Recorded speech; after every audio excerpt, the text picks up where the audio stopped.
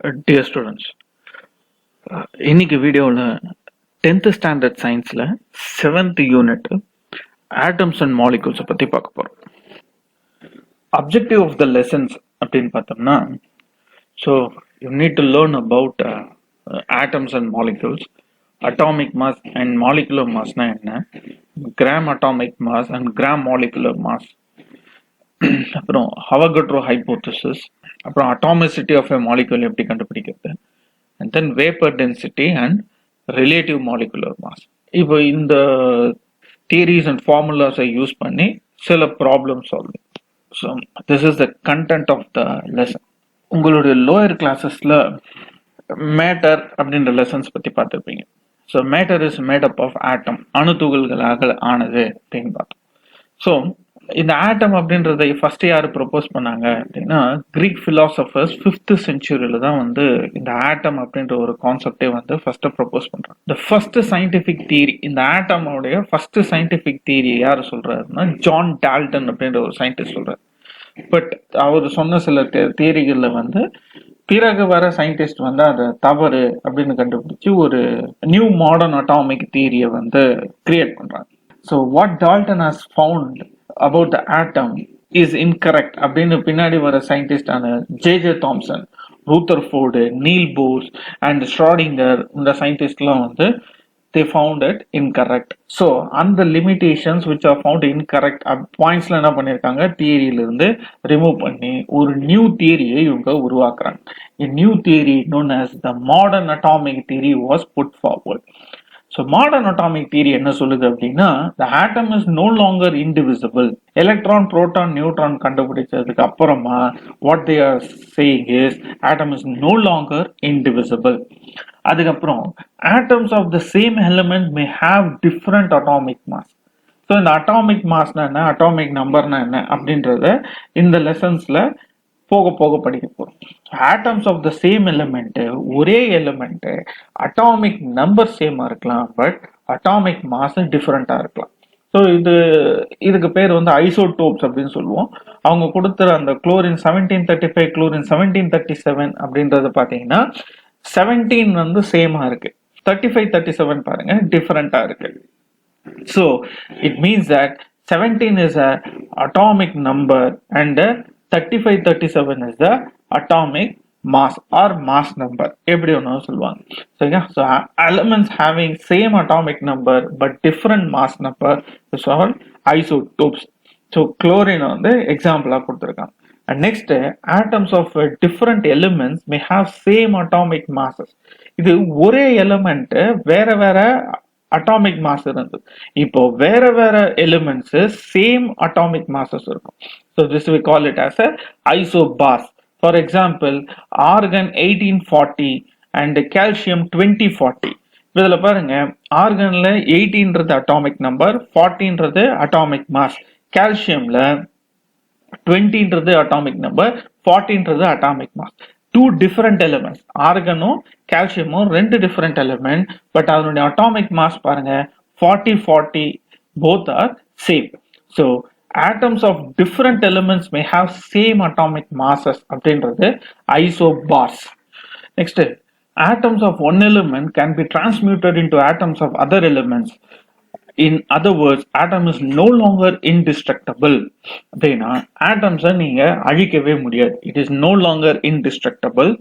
ஒரு எலிமெண்ட் ஆட்டம்ஸை இன்னொரு எலிமெண்ட் ஆட்டம்ஸா நீங்க மாத்தலாம்.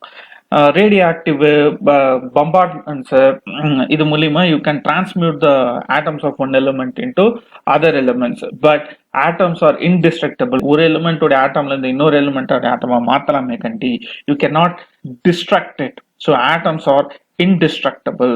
அப்புறம் ஆட்டம்ஸ் எல்லா டைமும் வந்து ஒரு காமன் ரேஷியோல கம்பைன் ஆகும் அப்படின்னு சொல்ல முடியாது.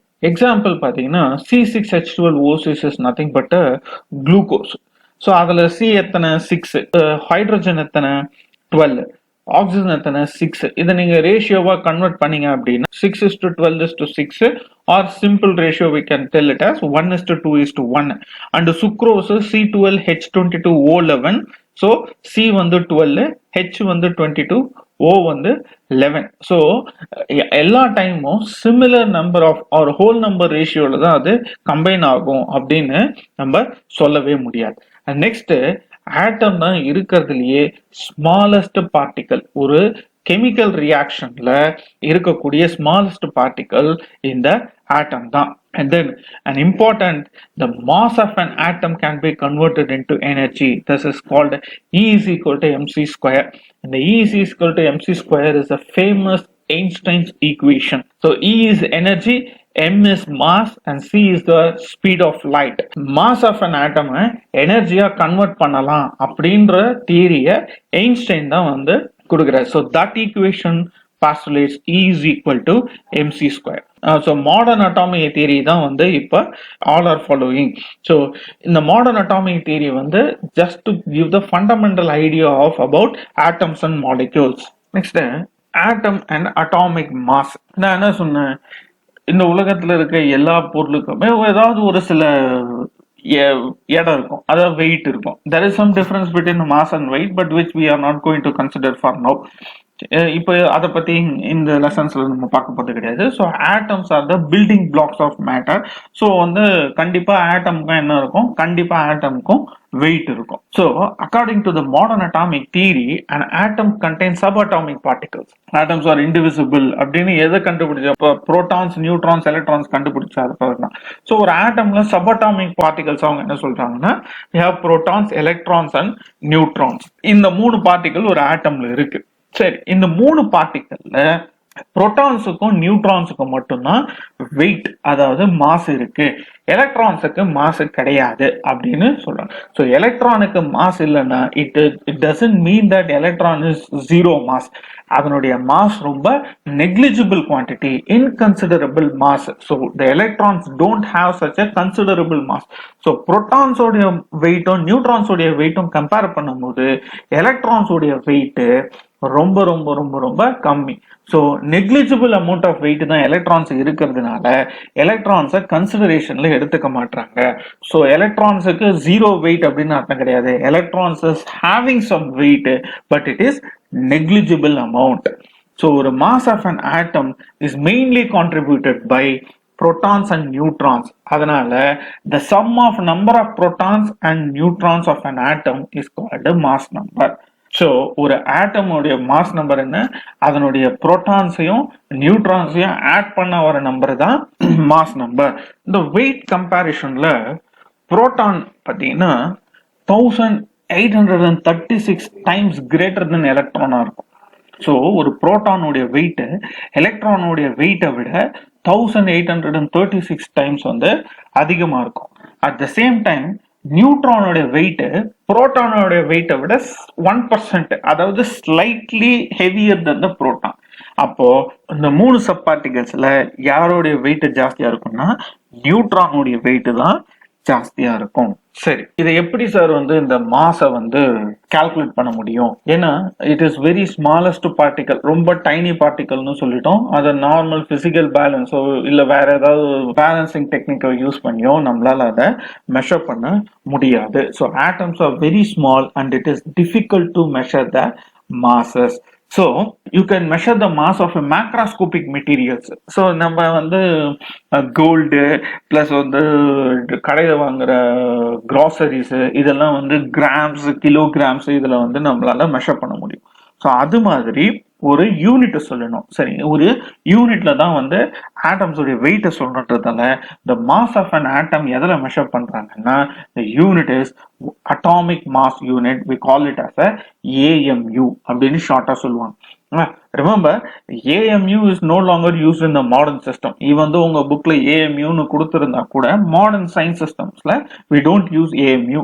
அதுக்காக அங்க என்ன யூஸ் பண்ணுவாங்க, they simply use the word U.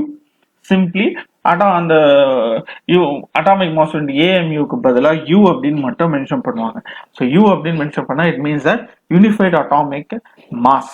சரி, இந்த அட்டாமிக் மாஸ் யூனிட் அப்படின்றது ஆட்டம்ஸ் உடைய வெயிட்டை சொல்றதுக்கான ஒரு யூனிட். அப்ப அட்டாமிக் மாஸ் யூனிட்னா என்ன அப்படின்னா, நம்ம மெஷர்மெண்ட்ஸ்ல பார்த்திருப்போம். ஏதாவது ஒரு அன்னோன் குவான்டிட்டியோடைய வெயிட்டை நம்ம கண்டுபிடிக்கணும் அப்படின்னா ஒரு நோன் குவான்டிட்டி கூட அதை கம்பேர் பண்ணி தான் நம்மளால சொல்ல முடியும்.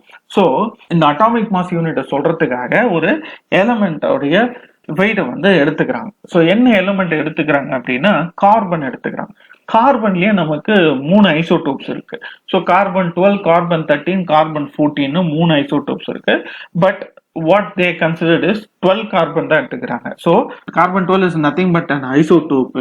இதை ஏன் எடுத்துக்கிறாங்க அப்படின்னா 12 is rounded off even number. So அது வந்து டிவிஷனு இந்த மாதிரி மேத்தமேட்டிக்கல் கால்குலேஷன்ஸ் பண்றதுக்கு ஈஸியா இருக்கும் அப்படின்றதுக்காக கார்பன் 12 எடுத்துக்கிறாங்க. So that's why they didn't took off carbon 13 and 14 isotopes. So atomic mass unit is 1/12 of the mass of the carbon 12 atom, an isotope of carbon which contains 6 protons and 6 neutrons. 6 protons and 6 neutrons அப்படின்னா ஆட்டோமேட்டிக்கா நம்ம என்ன சொல்லிட்டோம், sum of protons and neutrons தான் atomic mass அப்படின்னு சொல்லிட்டோம். So carbon 12 அப்படின்னா 12 is an atomic mass. அப்போ 12 is an atomic mass na 6 is the number of protons and 6 is the number of neutrons. Carbon 12 ஆட்டம்ல 1/12 value என்ன வருதோ அதுதான் ஒரு atomic mass unit. So ஒரு அட்டாமிக் மாஸ் யூனிட் எக்ஸாக்டா நம்ம கிராம்ஸ்ல சொல்லணும் அப்படின்னா the value of one atomic mass unit is 1.66056 into 10 to the power of minus 24 grams. So ஆட்டம்ஸோட வெயிட் கிராம்ஸ்லயும் சொல்லலாம், பட் கொஞ்சம் ஈஸியரா இருக்கிறதுக்காக we defined it as a AMU or unified atomic mass. Next, relative atomic mass. So relative atomic mass அப்படின்னா ஏற்கனவே சொன்ன மாதிரி ஆட்டம் வந்து ரொம்ப சின்னது. So it is a very tiny. its absolute mass cannot be determined directly. நீங்க டைரக்டா physical பேலன்ஸ்ல போட்டு அதனுடைய மாஸ எக்ஸாக்ட் அப்சல்யூட் மாஸ கண்டுபிடிக்கணும்னா கண்டுபிடிக்க முடியாது. ஸோ இயர்லியர் கெமிஸ்ட்ரி சயின்டிஸ்ட் ஒரு கெமிஸ்ட்லாம் என்ன பண்ணிருந்தாங்க அப்படின்னா atomic mass of an atom என்ன பண்ணாங்க, ஒரு இன்னொரு எலிமெண்டோடைய atomic mass compare பண்ணி they will tell the atomic mass of an atom. So ஒரு எலிமெண்ட் இருக்கக்கூடிய அட்டாமிக் வெயிட் கம்பேர் பண்ணி இன்னொரு எலிமெண்டோடைய அட்டாமிக் வெயிட்டை சொன்னாங்க. அதர் எலிமெண்டோடைய ரிலேட் பண்ணி இதனுடைய அட்டாமிக் மாஸை சொன்னதுனால they call it as an relative atomic mass. அப்படி எந்த எலிமெண்ட்டை வந்து கம்பேர் பண்ணாங்க அப்படின்னா they did multiple test. ஒவ்வொரு எலிமெண்ட்ஸா எடுத்து நிறைய கம்பேர் பண்ணி what they finally arrived is they established one element as a standard and gave it as an arbitrary value of atomic mass, and using the value they measured the relative mass of other elements. நிறைய எலிமெண்ட்ஸை compare பண்ணி ஒரு எலிமெண்ட்ஸை choose பண்ணாங்க. So அந்த எலிமெண்ட்டை பேஸா வச்சு மற்ற எலிமெண்ட்ஸோடைய atomic மாஸை டிஃபைன் பண்ணாங்க. ஸோ அப்படி என்ன எலிமெண்ட்டை ஃபர்ஸ்ட் சூஸ் பண்ணியிருந்தாங்க. So in the beginning the mass of hydrogen atom was chosen. ஏன் ஹைட்ரஜன் சூஸ் பண்ணாங்க அப்படின்னா இட் இஸ் ஈஸியர். ஏன்னா வந்து existence of isotopic character of hydrogen வந்து 3 தான். ஸோ புரோட்டியம், டியூட்டியம், ட்ரீடியம் சொல்லுவோம். H1 1H1 1H2 1H3 are the isotopes of hydrogen. நான் ஏற்கனவே ஐசோடோப்ஸ்னா என்ன அப்படின்னு சொல்லிட்டேன். So it has a different mass number. So mass number பாருங்க, ஒரு எலிமெண்ட்ல மேல போடுறது மாஸ் நம்பர், கீழே இருக்கிறது atomic number. So mass number பார்த்தீங்கன்னா 1 2 3. ஸோ மாஸ் நம்பர் டிஃப்ரெண்டா இருக்குது. So 3 different existent of isotopic கேரக்டர்ஸ்னால ஃபர்ஸ்ட் ஹைட்ரஜனை ஒரு ரிலேட்டிவ் எலிமெண்டா சூஸ் பண்ணியிருந்தாங்க. அண்ட் லேட்டர் இந்த ஹைட்ரஜனை எப்படி ரீப்ளேஸ் பண்ணாங்கன்னா ஆக்சிஜன் ஆட்டம் வச்சு ரீப்ளேஸ் பண்ணிட்டாங்க. But now in the modern theory we are following the stable isotope of carbon 12. நம்ம எப்படி வந்து அட்டாமிக் மாஸ் யூனிட் டெஃபினேஷன் சொன்னோமோ 1/12 ஆஃப் கார்பன் 12 ஆட்டம் சொன்னோமோ அதே carbon 12 they used it as a stable isotope. Okay, with the atomic mass 12 is used as the standard element for measuring the relative atomic mass of an element. Appo currently what we are using carbon 12 isotope. So definition pathina relative atomic mass of an element is the ratio between the average mass of its isotopes to 1/12th part of the mass of an carbon 12 atom. It is denoted as a AR. It is otherwise called as a standard atomic weight. So in the formula pathina average mass of the isotopes of the element divided by 1/12 of the mass of a 1 carbon 12 atom. So ஒரு element உடைய average mass அதனுடைய எல்லா isotopes சேர்த்து இருக்கக்கூடிய average mass divided by 1/12 of the mass of a 1 carbon 12 atom. ஒரு carbon 12 ஆட்டத்துடைய 1/12 of mass இது ரெண்டு ரேஷியோவும் ரெண்டுத்தையும் டிவைட் பண்ணிட்டீங்கன்னா we will get a relative atomic mass. So modern methods வந்து அட்டாமிக் மாஸை வந்து மாஸ் ஸ்பெக்ட்ரோமெட்ரி இப்படின்ற எக்ஸ்பெரிமெண்ட்ஸ்லாம் யூஸ் பண்ணி they found the atomic masses. But for most of the elements the relative atomic masses very closer to a whole number and it is rounded off to a whole number to make the calculation easier. So mostly in the relative atomic mass வந்து values வந்து rounded off values தான் இருக்கும். And remember in the relative atomic mass is just a ratio, அதனால இதுக்கு வந்து it doesn't have any units to specify. So ஒரு சில elements உடைய relative atomic mass கொடுத்திருக்காங்க. So hydrogen is 1, carbonக்கு 12, nitrogen is 14, oxygen is 16, sodium is 23, magnesium is 24 and sulfur is 32. And again as I told relative atomic mass அப்படின்றது ஒரு ratio தான், அதனால அதுக்கு எந்த யூனிட்டும் கிடையாது. if the atomic mass of an element is expressed as gram, இப்போ atomic mass of an element வந்து கிராம்ஸ்ல சொன்னோம்னா then it is called as a gram atomic mass. so same hydrogen உடைய gram atomic mass 1க்கு பதிலா 1 gram. அப்போ gram atomic mass of a carbon 12, இங்க சொன்ன மாதிரி 12 gram. gram atomic mass of a nitrogen 14 gram. similarly gram atomic mass of an oxygen is 16 gram. ஒரு element உடைய average atomic mass எப்படி calculate பண்ணுவோம்? ஒரு எலிமெண்ட் வந்து ஒரே ஒரு மாஸ் நம்பர் அட்டாமிக் நம்பர் காம்போசிஷன்ல மோஸ்ட்லி இருக்காது. It will have a different isotopes. So அந்த டிஃபரெண்ட் ஐசோடோப்ஸ் எல்லாத்துடைய வெயிட்டும் நம்ம ஆவரேஜ் பண்ணி எடுக்கிறது தான் average atomic mass of a element. So average atomic mass of an element is the weighted average of the masses of is naturally occurring isotopes. So இந்த weight average அப்படின்றது உங்க மேத்தமெட்டிக்ஸ்ல படிச்சிருப்பீங்க, அதே தான் நம்ம இங்க அப்ளை பண்ண போறோம்.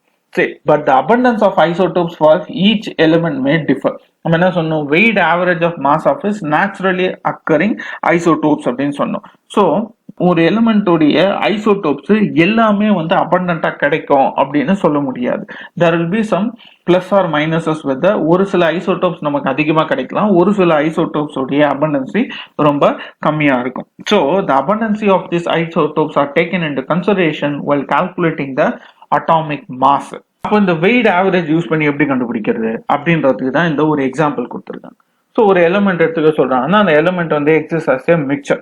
அப்போ அதில் 50% of an isotopes have a mass of 9 AMU.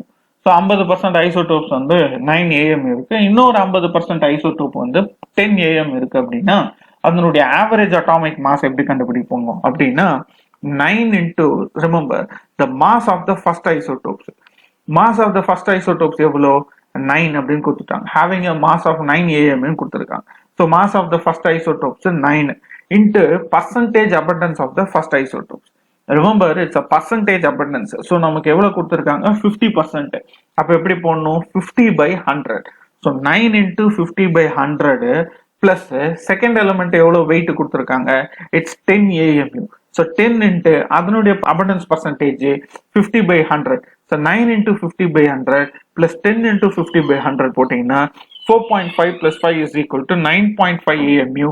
இதுதான் average atomic mass of that element. so இந்த calculation எப்பவுமே you need to convert the percentage by 100 நீங்க கன்வெர்ட் பண்ணிக்கணும். கெமிஸ்ட்ரியில பீரியாடிக் டேபிள் பார்த்துருப்பீங்க. ஸோ நீங்க பீரியாடிக் டேபிள்ல பார்த்த அந்த அட்டாமிக் மாஸ் எல்லாமே ஆவரேஜ் அட்டாமிக் மாஸ் தான். சரியா? நீங்க பாத்தீங்கன்னா வந்து 12 அப்படின்னு இருக்கும், நமக்கு 12.001, ஈவன் ஹைட்ரஜனுக்கும் 1.00 அப்படின்னு தான் இருக்கும். So it's an average atomic mass. So all the elements in the periodic table, the atomic masses are represented as an average atomic masses. Sometimes the term atomic weight is used to mean average atomic mass. So இதனால தான் நீங்க calculation பர்பஸுக்கு வந்து atomic மாஸை வந்து ஒரு whole நம்பரா எடுத்தாலும் periodic டேபிள்ல செக் பண்றப்போ அட்டாமிக் மாஸ் ஹோல் நம்பரா இருக்காது. ஸோ கார்பனுடைய அட்டாமிக் மாஸ் வந்து 12.01 AMU. and not 12. But நம்ம calculation purpose-க்கு நம்ம எப்படி எடுத்துக்கிறோம் 12 அப்படின்னு தான் எடுத்துக்கிறோம். சரியா? ஸோ இந்த 12.01 எப்படி கண்டுபிடிக்கிறாங்க அப்படின்னு ஒரு example. So the natural abundance இவங்க கார்பனுடைய ஐசோடோப்பை என்னென்ன எடுத்துக்கிட்டாங்க அப்படின்னா carbon 12 and carbon 13 R consider பண்ணியிருக்காங்க. கார்பன் 12 உடைய அபண்டன்ஸ் பர்சன்டேஜ் எவ்வளவு இருக்கு அப்படின்னா 98.90 இருக்கு. அதே கார்பன் 13 உடைய அபண்டன்ஸ் பர்சன்டேஜ் வந்து 1.10% தான் இருக்கு. ஸோ இதனுடைய ஆவரேஜ் அட்டாமிக் மாஸை வந்து கண்டுபிடிக்கணும். See here, so first carbon 12 சொல்லிட்டோம். ஸோ அதனுடைய ஐசோடோப் ஆஃப் கார்பன் 12 அதனுடைய இது வந்து 12 AMU சொல்லியிருக்கோம். So we take it as a 12. எவ்வளோ அபண்டன்ஸ் பர்சன்டேஜ் இஸ் 98.90 இருக்கு. So 98.90 by 100. அதே மாதிரி கார்பன் 13, ஸோ 13 இன்ட்டு எவ்வளோ abundance percentage 1.10%. So 1.10 by 100. So இந்த calculation மேப் பண்ணீங்கன்னா then you get 0.143 plus 11.868. அப்போ total is 12.011 AMU. So it is important to understand that if it is mentioned that atomic mass of a carbon is 12 AMU, it refers the average atomic mass of the carbon isotope, not the mass of the individual atoms of the carbon. So periodic table இருக்கிறது average atomic mass தான். So ஒரே ஒரு carbon atom உடைய ஒரு individual carbon atom உடைய atomic mass கிடையாது. It's an average atomic mass of the element of all the isotopes, considering all the isotopes of an element. அப்போ கார்பனுடைய atomic mass 12.011. But நம்ம calculation பர்பஸ்க்காக நம்ம எவ்வளவு எடுத்திருக்கோம் 12 அப்படின்றது மட்டும்தான் நம்ம. So hydrogen average atomic mass unit average atomic mass 1.008, helium வந்து 4.003, lithium 6.941, beryllium is 9.012 and boron is 10.811. So நம்ம கார்பனுக்கு கால்குலேட் பண்ண மாதிரி ஆக்சிஜனுக்கும் போரானுக்கும் கால்குலேட் பண்ண சொல்லியிருக்காங்க. ஸோ ஆக்சிஜனுக்கு எத்தனை ஐசோடோப்ஸ் 3 ஐசோடோப் கொடுத்துருக்காங்க. Oxygen 16, oxygen 17 and oxygen 18. So abundance percentage oxygen 16க்கு 99.757, ஆக்சிஜன் 17க்கு 0.038, ஆக்சிஜன் 18க்கு 0.205. ஒவ்வொருத்தருடைய ஏஎம்யூ மாஸை கொடுத்துட்டாங்க. Just you need to calculate the average atomic mass for oxygen. நம்ம 16 அப்படின்னு போடுவோம் கால்குலேஷன் பர்பஸுக்கு. It's exactly 15.999 AMU. So similarly போரானுக்கும் கால்குலேட் பண்ண சொல்லி கொடுத்துருக்காங்க. Okay students, this comes to the end of the first part. Second part next வீடியோவில் பார்க்கலாம். Thanks students.